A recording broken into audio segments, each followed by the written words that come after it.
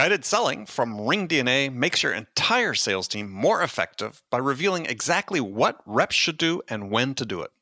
Guided selling works by transforming sales data into a curated list of prioritized sales actions.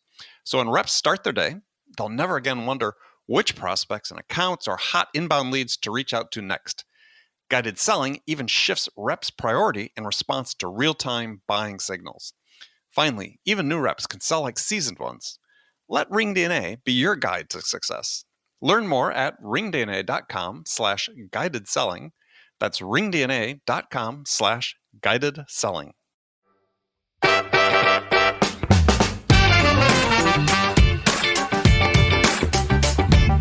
This is going to be very painful to say, but in 1978, I know. And right away, your listeners are going, oh my God, at least one old guy on the phone. So yeah. But I took over the sales team and, I was a newly minted manager and I didn't meet you right away. So you probably have your own reflections upon the sales training. But, I was told by our manager, hey, Rick, Andy Paul is going to be joining you. He's straight from school. He's from Stanford. He's a history major and he wants to get into sales. And I think my reaction to our manager of the branch was, are you kidding me? So I say that in a kind of a laughing way because I don't know if I would have picked a Stanford history major as the person I was going to roll into this job.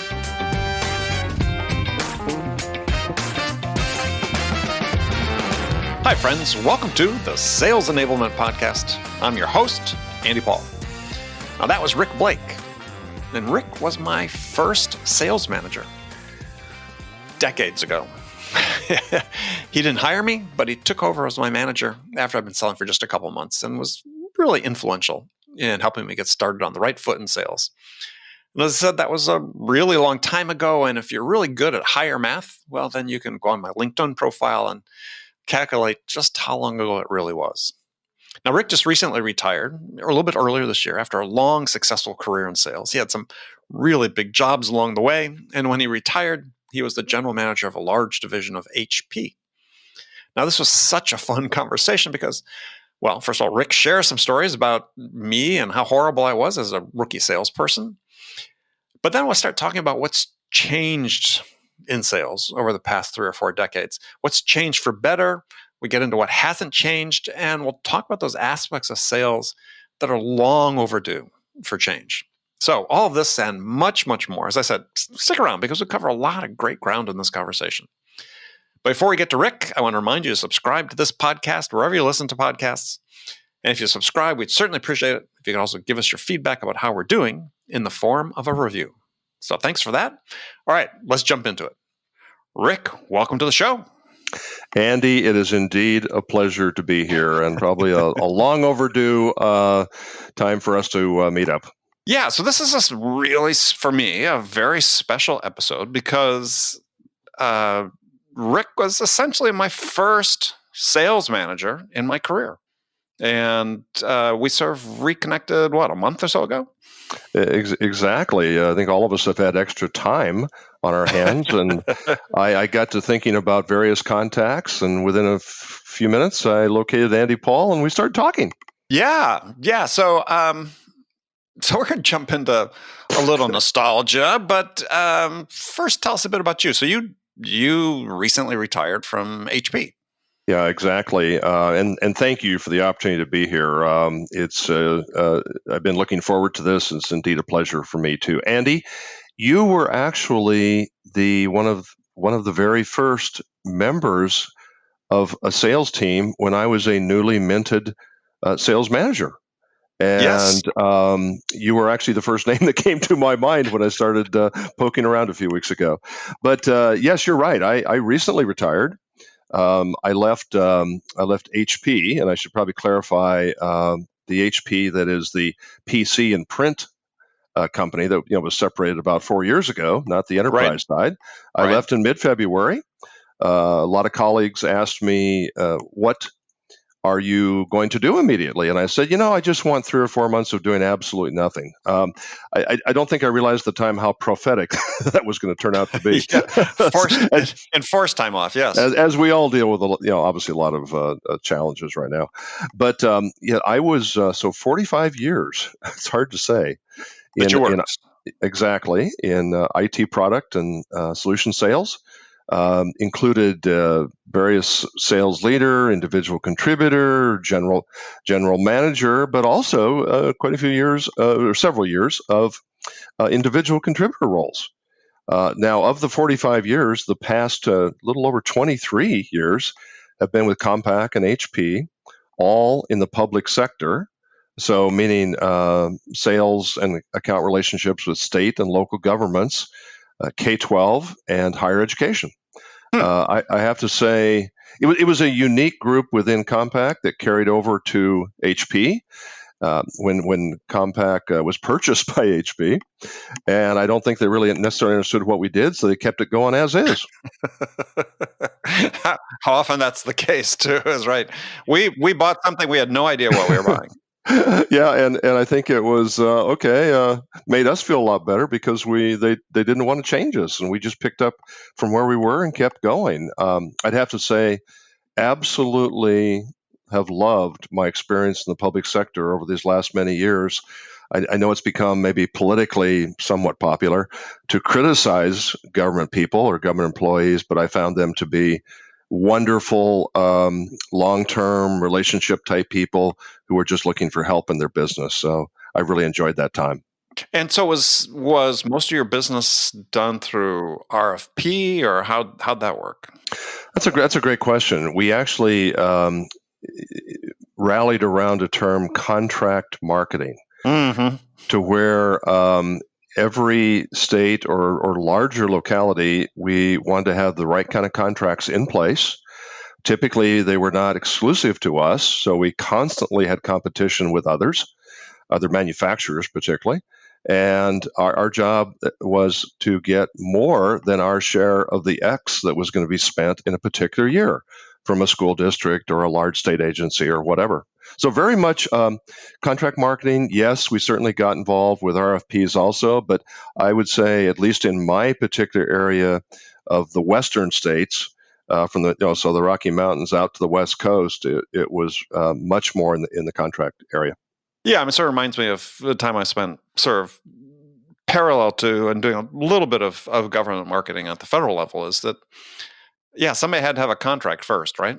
I mean, there had to be a program that existed that had money behind it. Otherwise, nothing was going to happen. But if you found that, yeah, you didn't always have to do an RFP. Exactly, and if you didn't have a contract, you were typically on the outside of the window trying to look in, and that was a difficult place to be. And we actually worked very hard we supported with customers and clients, contracts that were multi-vendor. We had no problem competing with other manufacturers because it enhanced competition, solution to the customer, best value, and we actually sold that way. And I think those type of contracts in some ways were more successful than sole source.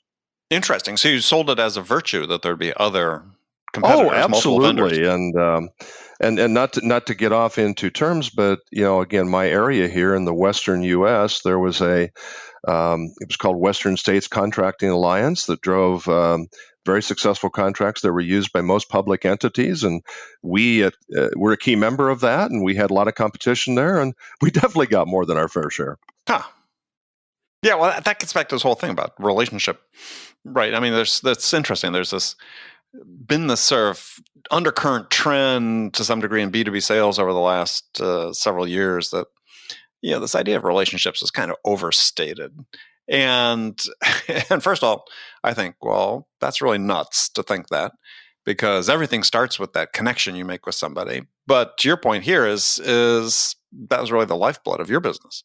Oh, absolutely. And really for most of, really all of those years in selling in the public sector, either myself as an individual contributor or my teams, whether on the field or the inside. Their job was to be out there. They were end user account managers to call on to retain the business with customers or to acquire it from new customers. Their job was to face that customer.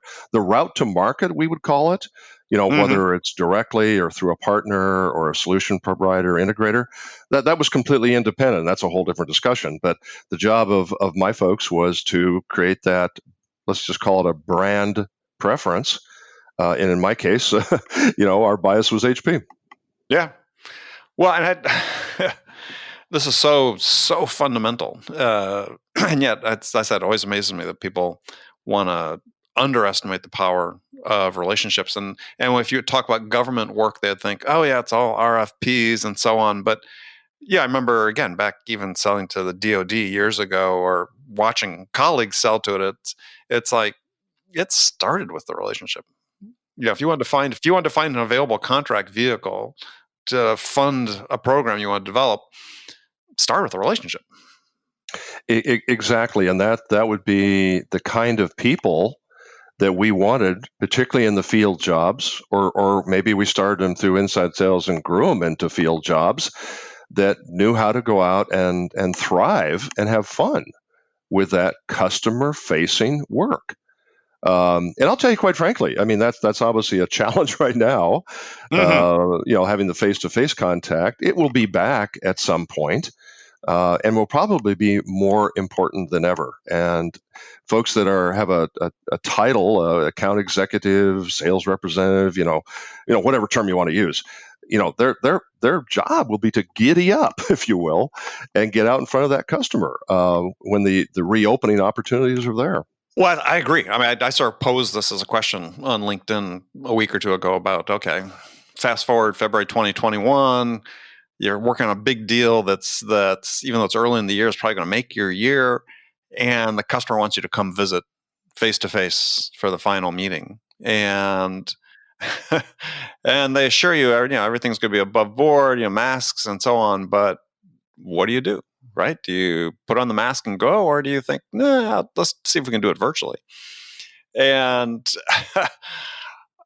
it was interesting. I think probably 3/4 of people said they'd get on the plane and go. Whether they actually, I would hope they would answer that that way, because sales and account relationships, it's a, I'll just loosely use the word game, but it's a game of little things. exactly. And if you're going to be, if you can improve your odds by being in front of the prospect or client, a lot smarter than the person who says, let's do it via an awkward Zoom call that maybe the client doesn't know how to use very well, and or a text or an email or a phone call or whatever. Well, even if they do know how to use Zoom well, to your point, and I've written about this in my book, since you only have to be 1% better, right, to win. You ask people what's the margin of victory. To your point about the little things, I ask people, so when you won that deal, how much better were you than the competitors?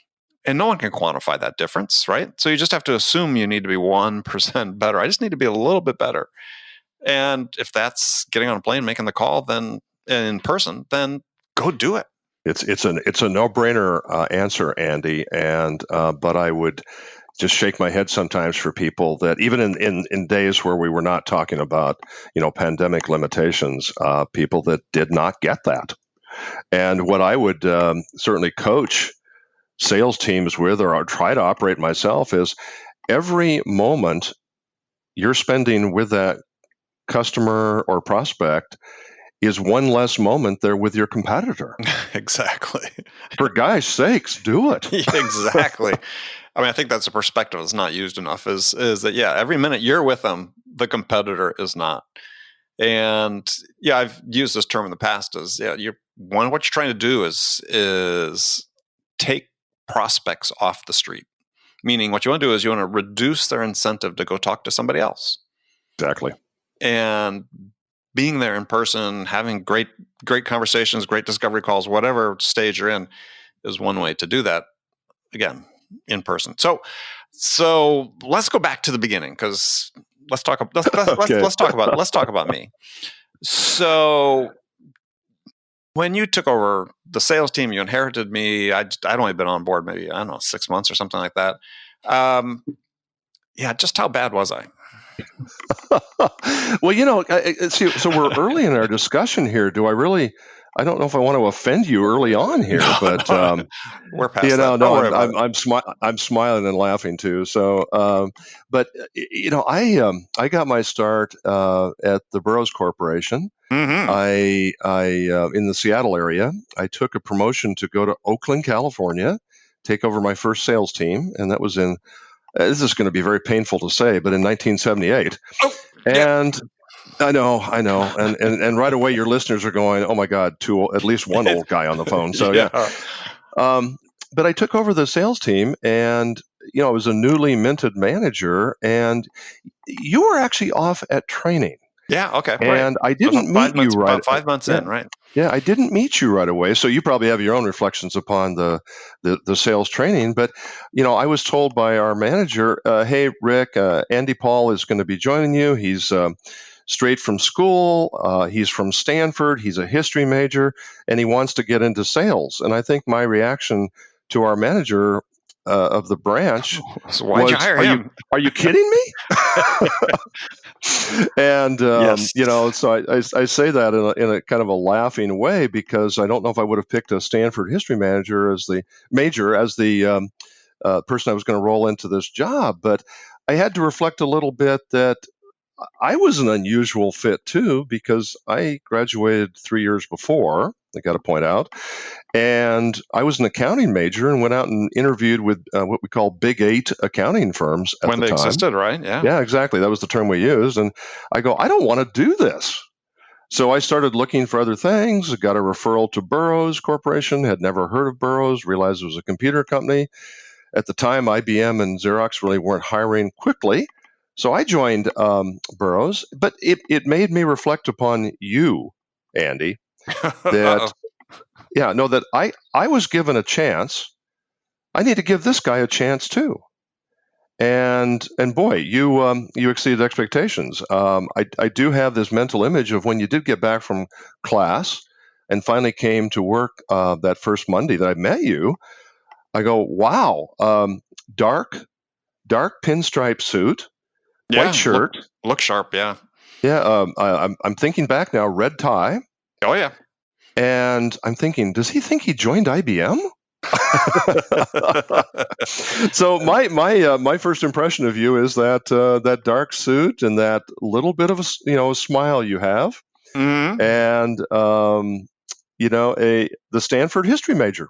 So hopefully I'm answering your question, but a lot of history right there. Right. So Brian, who was the boss of the whole branch, and at that time, for people don't have the history, Burroughs was the number 2 computer company in the world. Eventually became what we now know as Unisys. But yeah, Brian, the big boss in the office, yeah, he was very reluctant to hire me. He had never hired anybody from Stanford. He only wanted to hire undergraduate business majors or accounting majors, and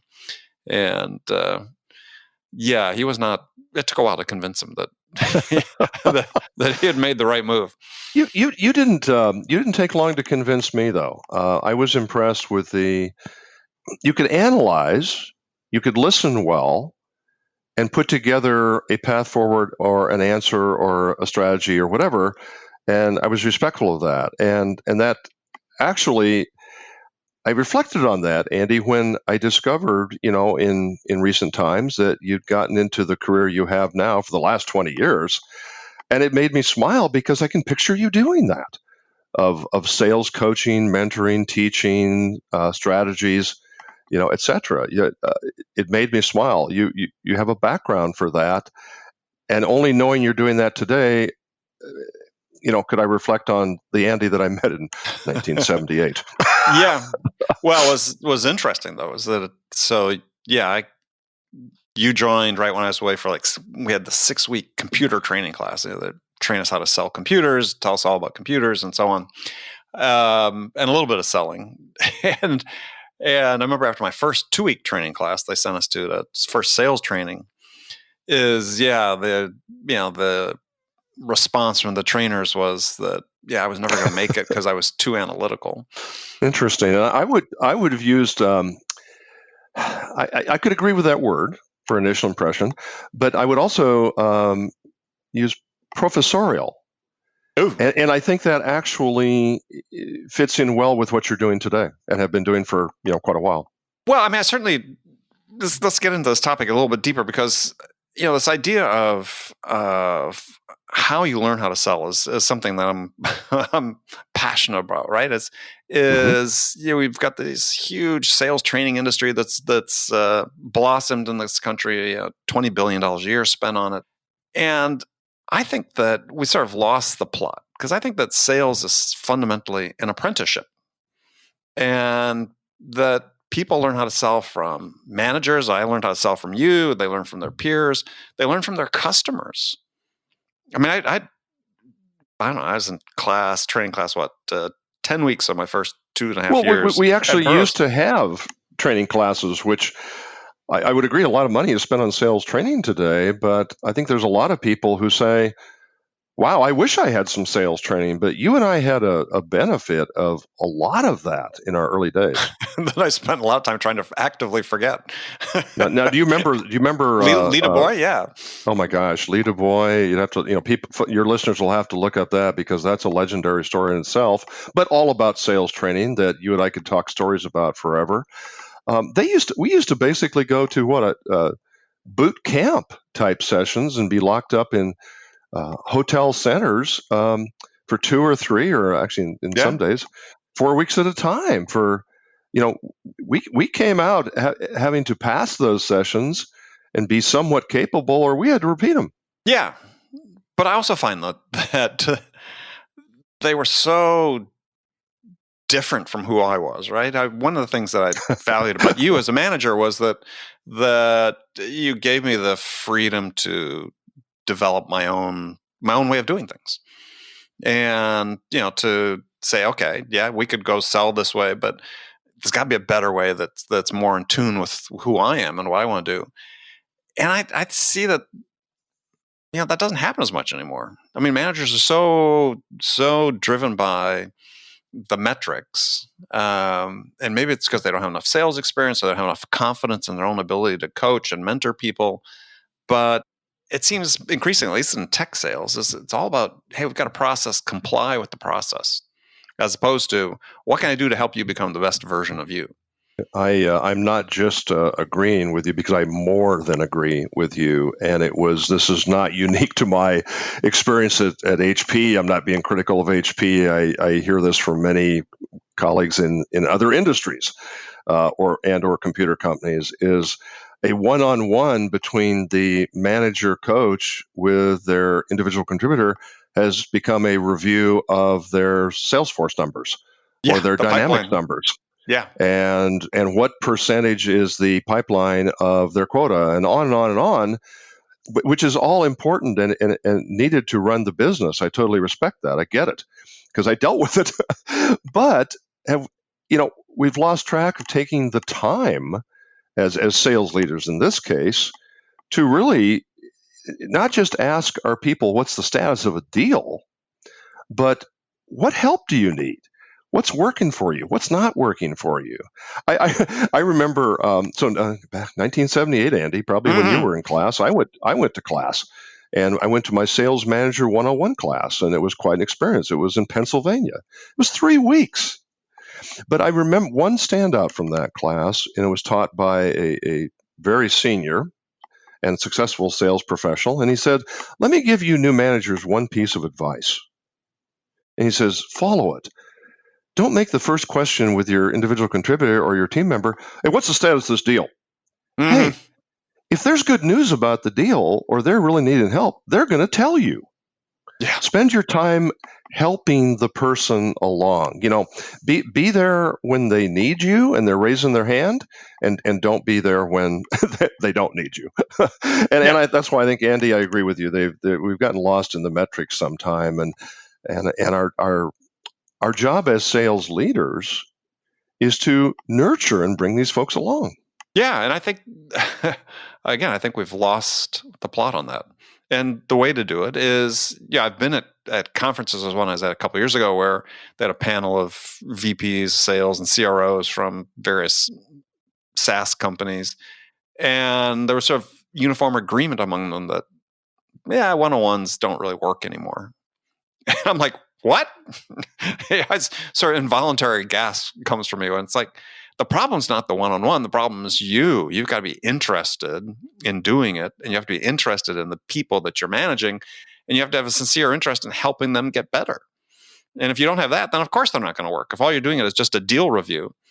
I'm reflecting on what you just said there from those leaders. I live in the Seattle area. I would have spilled my cup of Starbucks hearing that comment out of sales leadership, because there's a term out there of we have to inspect what we expect. Well, I understand that. I get that. Okay, but as sales leaders, hopefully we have something that our teams can learn from, and we can add value in trying to move that deal along and turn it into a one type opportunity. Yeah, if you're talking about deal, or if you're just talking about what's going on with them. And there's a great book out called The Coaching Habit by Michael Bungay Stanier. He's been on my show 3 times. Love the book, love his new book, The Advice Trap. But as he says, the first question in a coaching session should be something along the lines of, so what's on your mind? I'm laughing because, of course, I have been in IT for my entire career. We had to turn that into an acronym, of course, of a WYOM, right? But that is just so important. First of all, I can't imagine getting rid of one-on-ones, but can't lose sight of what's on your mind and what help do you need. Yeah. And why is this important to you? Yeah, and what help can I give? It's just like, I think this collective is, oftentimes get carried away because, there is high churn in the sales profession. And we know from surveys that's driven primarily by dissatisfaction with managers. And what's happened, I think the vicious circle we're seeing is that too many sellers aren't spending long enough at one place to learn the profession, to learn their craft. And if you're starting again new every 18 months, that's very problematic for your own development. And there are times where you just have to say, no, it's better if I stay. And maybe I have to find a better way to work with my manager. I got to be very clear with him what my expectations are. If it's dire, then of course you got to go. But oftentimes, people get impatient. And I know in my own career is the best thing I ever did at one point when I was being headhunted was at a position was to say no and to stick around for another 3 years, and got all this incredible experience I wouldn't have gotten otherwise. Yeah, there's a time for changes, and I already gave you one comment about what I learned from that manager class in 1978. But I bring up probably the other aha moment I had in that class is we had a presentation from, I remember Burroughs was from Detroit. So Wayne State University had done a study on why do people leave. Okay, this is 40 years ago, right? Right. But it's still so relevant. The number one reason salespeople leave, particularly field people, and inside also, though we didn't analyze that at the time, was their relationship with their immediate manager. It wasn't money. It wasn't all the other things you could put on the list. It was that immediate manager relationship. I think also you turn this back into one-on-ones. Not only you kind of have the why and the O here. We learn what's on their mind, on your mind, and they learn what's on our mind, the O. And I think that's very important because they appreciate that insight. And be able to ask questions. So Andy, you keep beating that drum that this interaction for one-on-ones or whatever term you want to use is absolutely critical, and particularly for retention of the people that you must retain. Well, so interesting in your work, as you said, you had the whole West Coast public sector for HP. Is how often would you go on calls? How often do you do the quote unquote ride along? Yeah, not enough. I never, rightly or wrongly here, I never was the kind who said, "Hey, I will be in Los Angeles and I want to go on 5 calls next Tuesday." No, those become exercises. I very much approach it as let's plan a calendar, and I don't need to go to or necessarily want to go to the cream puff type calls, if you will. I want to go to the calls where could hopefully add value with you, or there's a relationship problem with the company, or there's a problem we got to fix, or pick your topic. That's on the end user side. Even though I was not responsible for or didn't own the channel relationships, I spent a lot of time with channel partners doing the same thing. Again, every minute they spent with me and my team was much less time they could spend with a competitor. So I really tried to do that as much as possible. And Andy, I also, this might be repetitive, but my team would remember very well. And as I always said, I want to be there when you need me and not when you don't. that would shock some people. Well, but I think this is one of the things that again is perhaps, I don't think it's a generational thing; it's a stylistic thing from a manager. Is and I always try to do as well. Is how do I help my people become self-sufficient? Right? Is where they don't Yes. need me, but they need me when they need me. I'm there, and I certainly got that from you, and I try to always my whole career is imbue that in people that I supervised and worked with. Is how do you get to the point where you can go handle that big deal without me? Well, I appreciate you saying that, so thank you. That's a compliment, and I think it's not generational, and also thank you for that.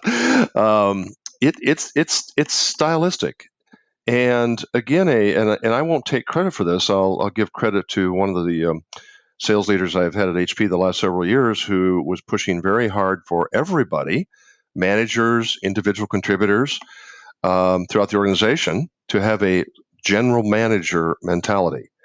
And a simple way of saying that, and I would actually use this in the hiring process, is I would say, hey, Mr. or Ms. candidate, this field job handling these large accounts with this, $50 million quotas, that's a lot of PCs and printers, by the way. That was a lot of PCs and printers. A lot of stuff. And I'd say, here's a way to look at it. This is as close to running your own small business as you're ever going to get without being responsible to the bank. Mm-hmm. So treat it like you're the general manager of this small business. This $50 million business is yours to run as you see fit. We will help you. Raise your hand for the help you need. There's extensive resources at the company, and most companies have extensive resources. Take advantage of that. And I think that was aha moments with some people, and I think it helped them not only run their business better, but have an enjoyment about it. Hey, I'm the general manager of such and such a business, and in this part of California, handling these major accounts. Yeah. Well, I mean, it's that sort of ownership mentality you wanted people to have anyway, right? I don't know if it was you or Brian or Ray, the other sales manager that actually hired me. Oh yeah, I remember Ray very well. Yeah. Yeah. Or so saying, you're the CEO of your own little business here in sales. We had a line of business, sort of vertical market type, territory that overlay a geography. But I always sort of tried to take it that way. It's like, okay. And this is what I enjoyed, I think, about sales so much, is that I was given that freedom.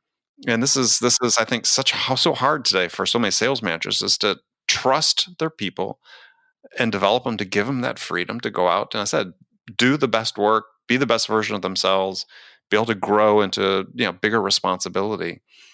And you have to take some chances with that. You absolutely do, and you give it as much free rein as possible, because generally, good people you've hired will do good things, and if they screw up, that happens. You help fix them, you help teach them again. If there's just a fundamental miss here, you help them do something else. Yeah. I think it's become really, I think first line management in many organizations is one of the more challenging things there is, because the demands from the middle and upper management on these first level managers is just increasingly time consuming.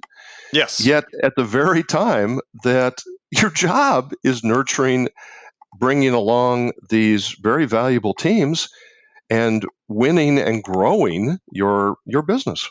Well, but you're absolutely right? The demand for reports and that so on and so forth, all comes from above the frontline manager.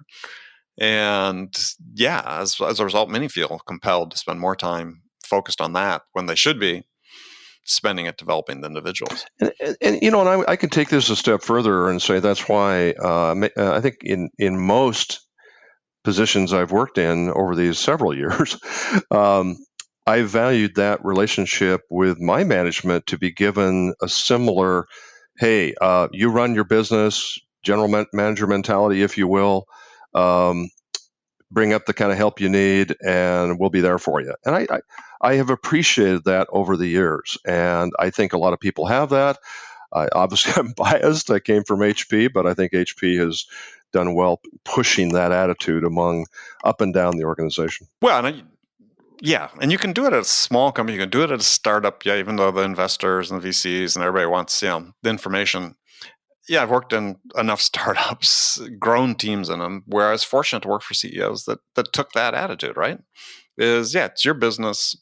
Operate the way you want. Here are the numbers we're expecting.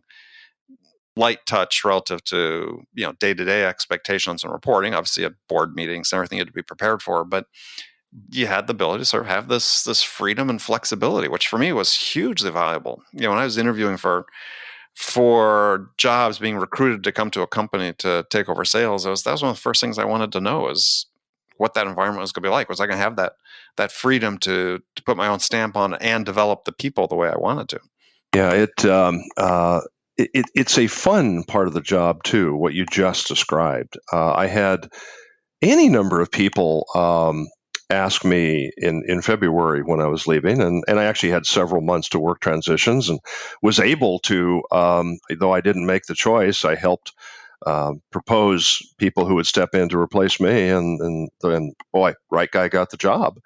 And so it was kind of a long goodbye, if you will, over several months. But people would say, "Oh, well, I'll bet you're really glad to get out of here and get on to something else, and either some other job or retirement tasks or whatever." And I go, "Well, yes, I'm excited about next steps and creating opportunities for other people, but I really liked what I was doing, and Yeah. I could have stayed with it. Do I miss the people and experiences? Absolutely. Did I want to create opportunities for other people? Sure. And there becomes a time for everything. But I think it's terribly important that particularly the first level manager, he or she shows off that they really like doing their job, because that's going to inspire other people to want to be part of that organization, or perhaps aspire to that role if that's the career path for them. All very important things. I always would shake my head about the first line manager who would be so negative and critical about all the miserable parts of their job. And I'm thinking, wow, why do people want to be on that team, or why would they want your job?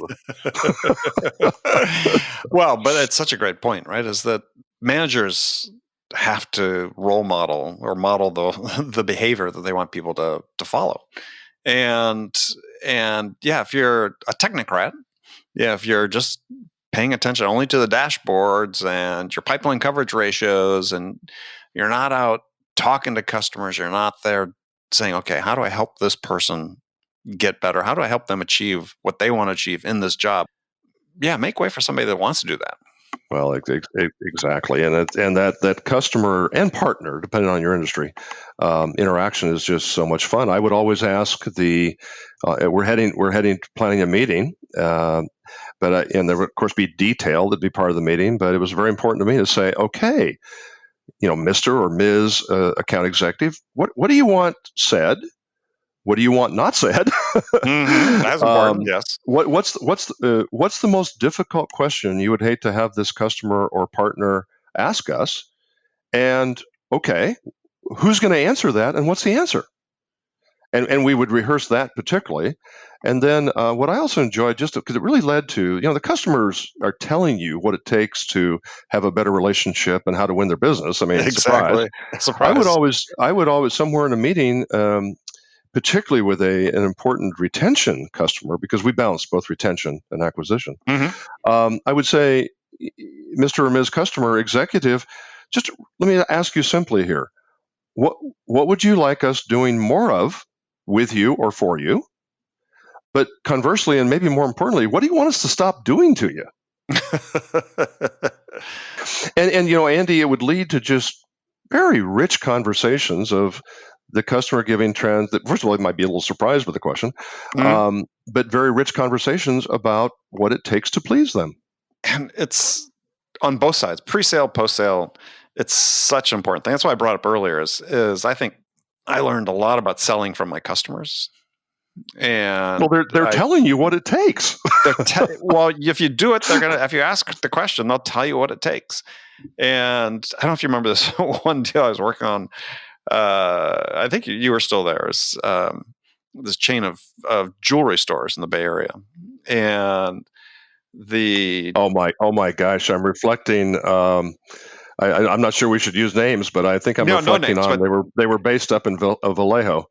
Yeah, exactly. And the owner was this older guy, had built this business, his family business, and he was going to give me the order, but he wasn't giving it to me. And I just remember he finally at one point told me, he says, "Yeah, I'm not giving it to you because you want it too much right now." Right? And it was just like this, wow. What? He says, yeah, you're just all about wanting it, not thinking about me, right? And what we need and so on. And what sage insight and advice? Yeah. And it's like, I got tons of stories where customers, basically if you ask the question and you're open and you're willing to be vulnerable, they'll tell you how to win their business. I recall a dear colleague of mine. He was actually a different life, not Burroughs, not HP, and he was from southern Alabama. And of course, he always pointed out to me that he looked like your stereotype of a southern sheriff. Okay, and he would clearly call out that, "Hey, Rick, down here, L.A. means Lower Alabama." Okay, but he would teach the concept with his teams. Is very simply, he'd say to his sales executives, real simple here. God gave you 2 ears and 1 mouth. Right. He's trying to tell you something. Yep. And because the customer is telling you what it takes to please them and win the business and retain the business. Yeah, and people always think about this in the context of, let's do this trial close. And it's like, no, it's not about trial close. It's about having a conversation. It's about building that connection with someone. You build that trust. And then you can have that open conversation about, well, what do we need to do to win this business? I recall and it's a good lesson for today. We were having a difficult close type meeting with a large enterprise and a round table, and they had some viewpoints that were different from our viewpoints, and neither one of us, neither side was getting there. And I said, okay, let's here's a blank piece of paper that's on the middle of the table. Here's a pen too. Okay, you write down some things that would help what you need to make this happen. We'll do the same. And let's see if we can come to agreement. The executive of the meeting stood up and says, "This is sales tactics. The meeting's over." And I said, "I'll take that as a compliment." Did you get the deal? Eventually, yes, we did. Yeah. I mean, it's not like there aren't tactics in sales, right? I mean, there's an element of a game to it, and that's okay. And it's part of the fun. You can have just a lot of fun with it, and as we all call campfire stories, most of them probably happened. And you don't have to fluff up the facts at all because they're true. And what wonderful experiences to tell. But that is also one of the rewards of sales. And I hope that people are taking the time today, whether in sales management or in the sales teams themselves, to enjoy. Yeah, well, I think that's absolutely true. I've been incredibly fortunate in my career to sell all around the world, and on 6 continents, and wow. You meet incredible people, and much as I think part of sort of tied to the reason I do this podcast is you meet all these incredible people and you learn something from all of them. What an experience. That's around the world and in the whatever levels of organizations. I mean, Andy, flash back to I'd have to go back to the visual again. Did any of the customers you called on as a new salesperson in the East Bay of California, did any of them wear a tie, let alone a three-piece suit No, or a white no. shirt? Well, no, I may I just sort of wrap up with my story. My first order was on a Friday afternoon. I was feeling kind of disheartened. We were selling these desktop adding machines, the size of small microwave ovens. And I said, okay, I'll make one more call. And I knock on the door of this place called Bucks Welding in Fremont, California, or Union City, one of the two. And the inside of the walls are just completely black from all the soot from the welding and so on. And Buck comes out and he's got his work jumpsuit on. His hands are completely covered in grime. And he sat there very nice. I was in my black suit with my white shirt and my red tie, demonstrating he wanted to see this adding machine we were selling. And I thought, okay. So I do my best demo as such as it was at that time. And to my surprise, he said, yeah, I'll take it. And he wrote me a check. I'm thinking, wow, this has got to be a pity sale because I'm sitting there. He's hands-on, business owner, blue collar. I'm in my fancy suit, nervous as hell. And I think he did me a favor, of which I always appreciate. Everybody needs that. Take it and run. Yeah. Oh, yeah. Yeah. No, the confidence needed. And what you just described there, I think I feel so much for today's individual contributors, because think about what you were doing at one time, or people in other like companies.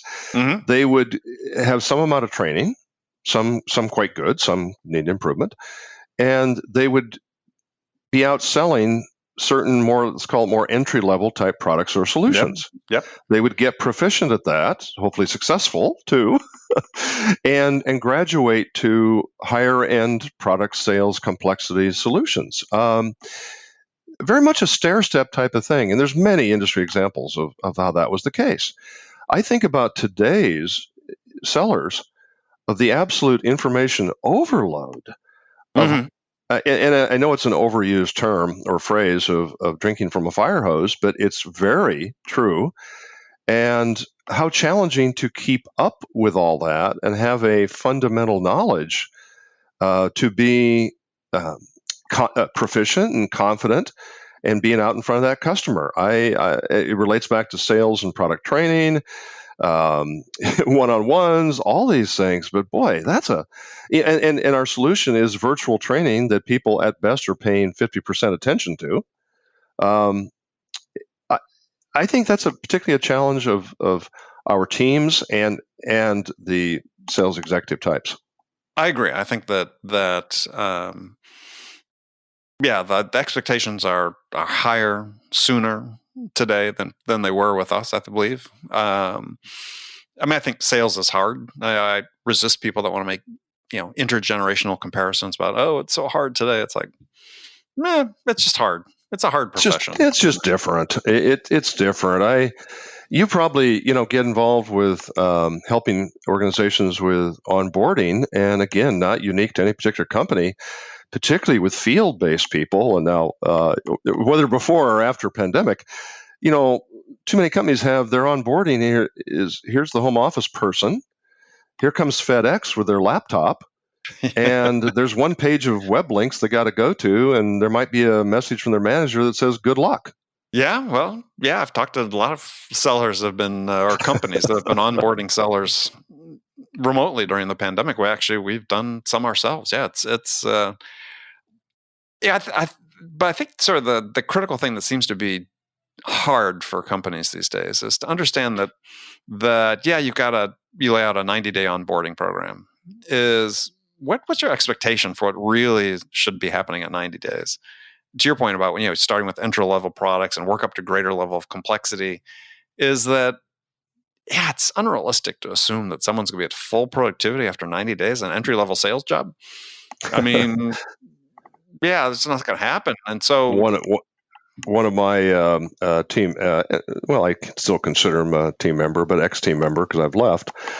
He describes this so well. So I'm not taking credit for this, but he has very good perspectives of many years in sales. And he says, for somebody joining an organization, it's an 18-month plan.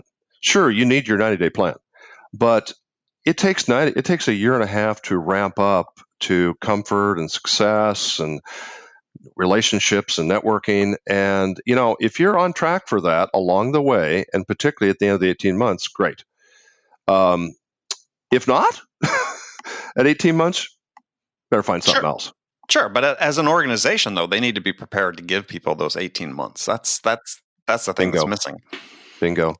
And, I look at sales leaders that can make a difference. Okay, we talked about all the complexities of, information overload. Well, I think some people in some organizations wait for the epiphany that's going to come down from headquarters that here's the wonderful training plan that'll solve all things.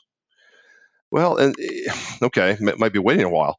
And I, in the last couple of 3 years, I saw examples of one of our public sector executives or VPs saying, "Okay, we got to move fast here. We got a lot of new products we're dealing with and solutions. We're going to invest in the teams, and we will create our own curriculum using internal resources, and we will put people into face-to-face boot camps, and we will it'll be in depth." It'll be difficult. There will be tests out and certifications, and there will be not just role playing. Because introduce the person to me that likes role playing, but there will truly be presentation skills, experience, and test out that peers will evaluate and give the folks a report card. Well, and making a kind of a long story short, I give that executive a lot of credit for saying, "Hey, we need this. Let's go get it done." Yeah. Well, and too often companies don't make that investment. I was giving a talk to the CEOs of a portfolio CEOs of a private equity company, and posed the question to them: okay, who's raising quota next year for your teams? And they all raised their hand. I said, okay, well, how many of you put together a training plan that will produce the increase in productivity that you're going to need in order to hit those higher quotas? No one. You get a lot of crickets there, Andy? Complete crickets, right? So let's just keep raising quota, but let's not invest in the people too.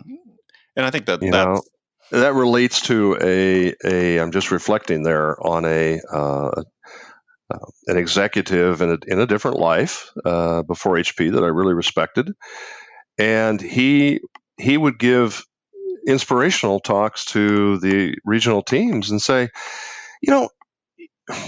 we have a tough business. You need to look at these very valuable salespeople we have and say, okay, maybe that person's quota is $10 million, let's say. Mm-hmm. If you lose that person, that's $10 million that's walking out the door. And you're not going to retain all of that. You might even lose it all.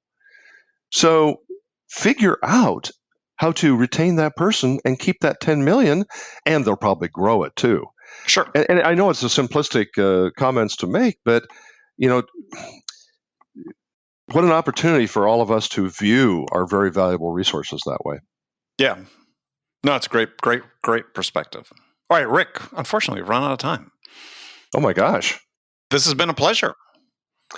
Andy, it's been an absolute pleasure for me too. And I think back to, you, me, both of us, we're college hires. Yeah.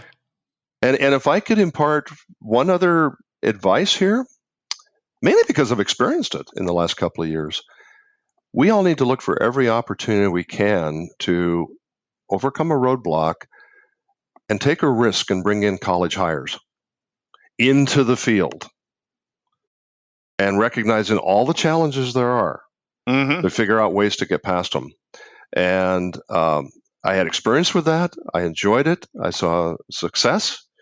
It's something we all need to double down on. And it goes right back to somebody took a shot and gave, me, the accounting grad, and you, the history grad, an opportunity. Worked out.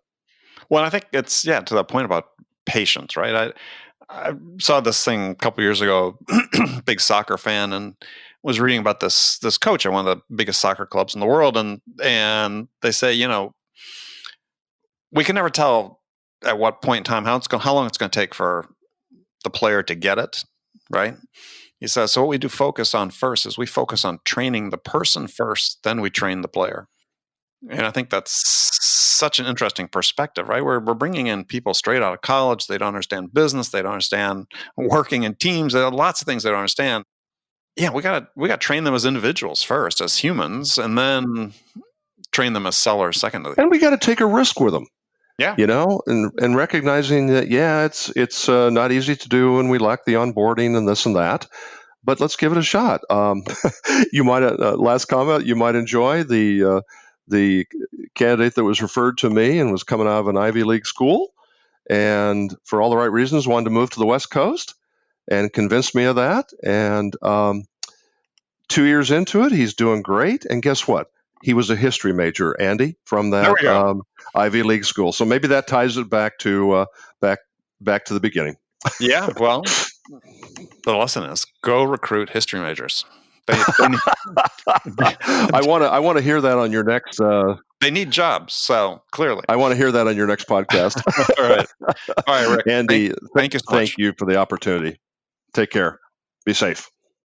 Okay, friends, that's it for this episode. First of all, I want to thank you for taking the time to listen. I'm so grateful for your support of the show.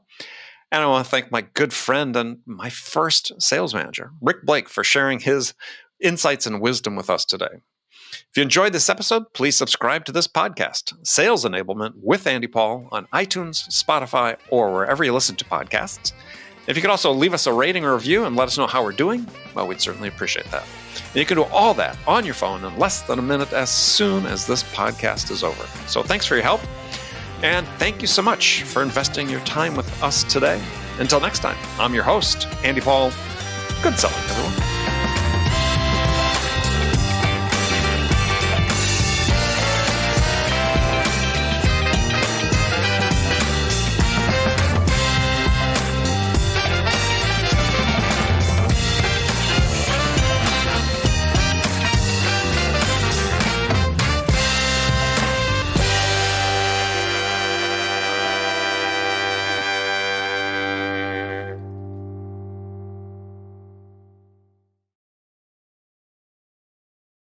RingDNA is the leading sales enablement platform that uses AI to help scale business growth.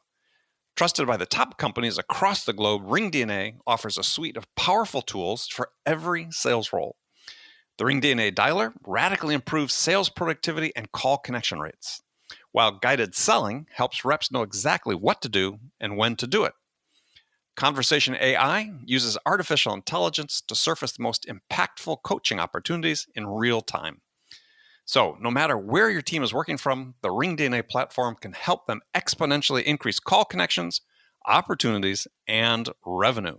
Learn more at ringdna.com/platform. That's ringdna.com/platform.